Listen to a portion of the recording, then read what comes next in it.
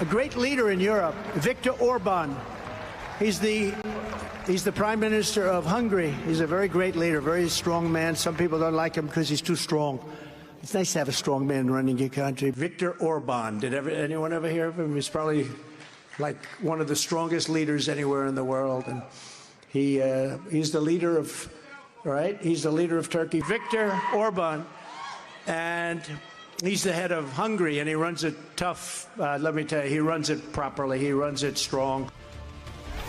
You got it right twice there. Of course, it's Hungary, not Turkey, folks. Hi again. It's 5 o'clock in New York. That was, of course, the disgraced, twice impeached ex-president Donald Trump, who has made no secret of his affinity for, and dare we say, obsession with the world's autocrats and dictators, a dangerous club of what he says admiringly are strong men, leaders who are so strong. Trump is desperate to elbow his way into that group. It's a clique that includes Vladimir Putin, Xi Jinping, Kim Jong-un, to name a few. And now one of the members of the Dictators Club is right here on American soil for an epic hangout with America's wannabe dictator. The autocrat in question is Hungary's Prime Minister, Viktor Orban. He has been called, quote, the ultimate 21st century dictator, a title he earned by, quote, chipping away at his country's democratic systems through policies that are hostile to LGBTQ people and immigrants and crackdowns on the free press and the judiciary. Is that ringing any bells? Today, on this day, the State of the Union, Viktor Orban is in Washington, D.C., meeting with the head of the Heritage Foundation, the ultra-conservative activist think tank and mastermind of Project 2025 that plans to, quote, in their own words, dismantle the U.S. government and replace it with Trump's vision. Tomorrow, Orban is heading south to Mar-A-Lago to meet with Donald Trump and discuss how to end the war in Ukraine. And given that Orban is the guy who's been cozying up to Putin and holding up European aid to Ukraine, that conversation should be interesting.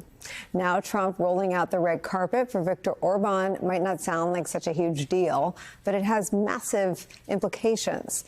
Or as the New Republic puts it, quote, Trump's Mar-a-Lago meeting with Viktor Orban should terrify us all. As Americans, we may not be overly familiar with who Viktor Orban is and his own personal journey into autocracy.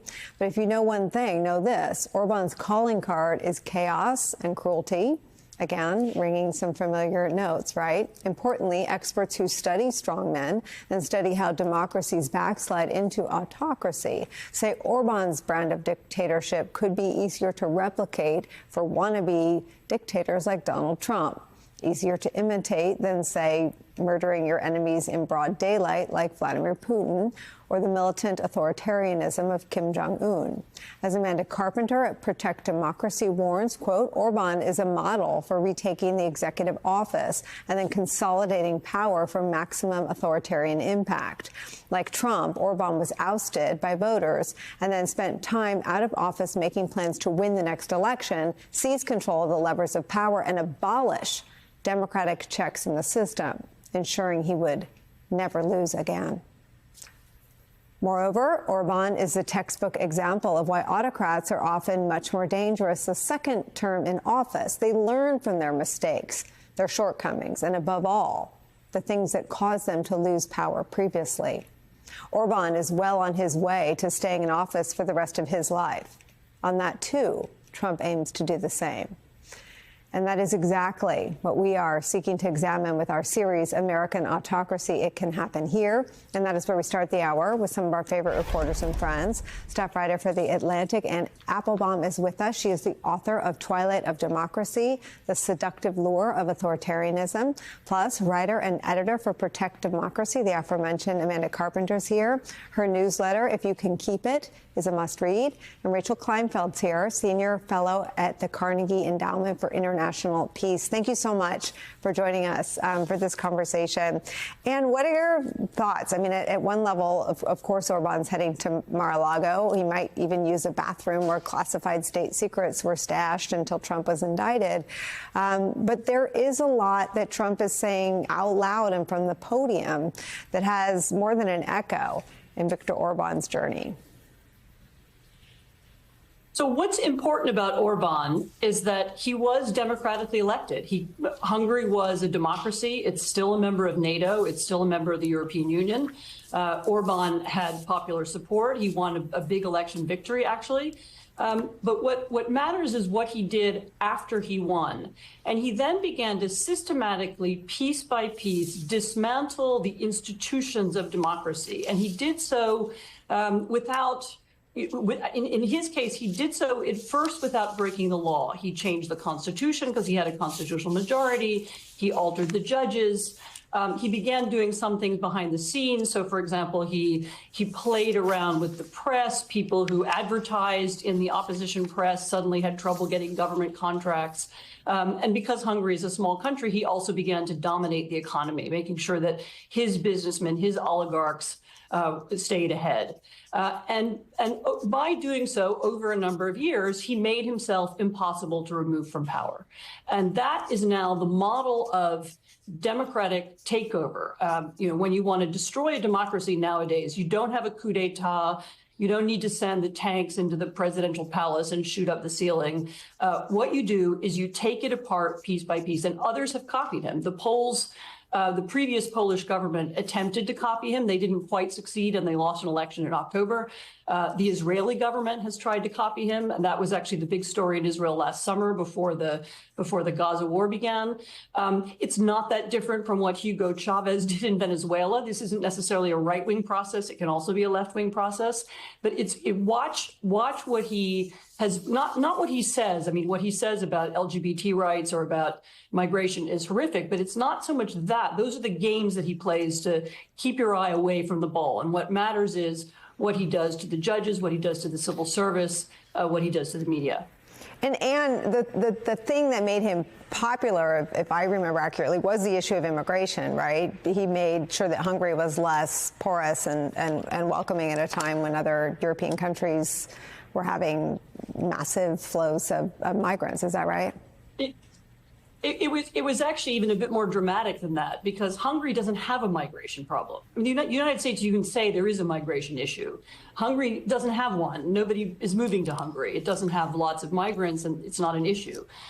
What he did was create the impression of an issue. He created hysteria around it. He linked himself to far-right ideas about replacement theory, that there was a Jewish cabal led by George Soros that wants to replace white Hungarians with brown people or foreigners or whatever version of it that you prefer. And he created this anxiety. And as I said, that was in a way, that's the veil, this kind of fake culture war that he creates to distract people and to anger people and to play into people's emotions and people's fears about, whatever they're afraid of, about loss of national identity, about globalization, about the economy, whatever it is. He made people focus on that. And while they were paying attention to that, he was in fact changing Hungary's political system. Rachel, you write about one of the institutions where you don't have to see behind the curtain in Mar-A-Lago to know that Trump covets this. You write this: elected leaders who use their popularity to ride roughshod over their country's institutions. In Orban's case, that meant putting all of Hungary's courts under the control of one of his loyalists. Trump, I think, thinks he's made some progress on that progress with his appointees to the Supreme Court. I think they would beg to differ. But that is very much an active project on Trump's part. He's gone after the rule of law since his first day as president. That's right. One of the things that Orban did, as Anne said, was centralize power. And he centralized power first through the courts, taking over, changing their independence. As you said, Trump has already made some serious headway in this area in America. Orban also centralized power over regular people, firemen, nurses, local nonprofits, soccer leagues that were previously completely apolitical. But he made everything into politics. I think one of the parts of the Orban story that gets told the least is how he took over the business sector. The business sector in Hungary had been a normal capitalist sector right before he took power. And after just 8 years, he had basically moved into so many fields with him and his cronies forcing companies to be either paying high taxes or high levels of regulation or give up their companies, villainizing companies until they gave up, driving people out of town, that he had basically turned what had been a independent sector into something that was really decided, who won and who lost in the business arena was really much more decided by the Fidesz party. And that's another area that Trump really wants to move into, because these autocrats are not just in it for power, they're also in it for money. And there's a huge amount of corruption that lies behind these power grabs. And Orban has shown the way, and I would very much expect that we would see some of that in America. You know,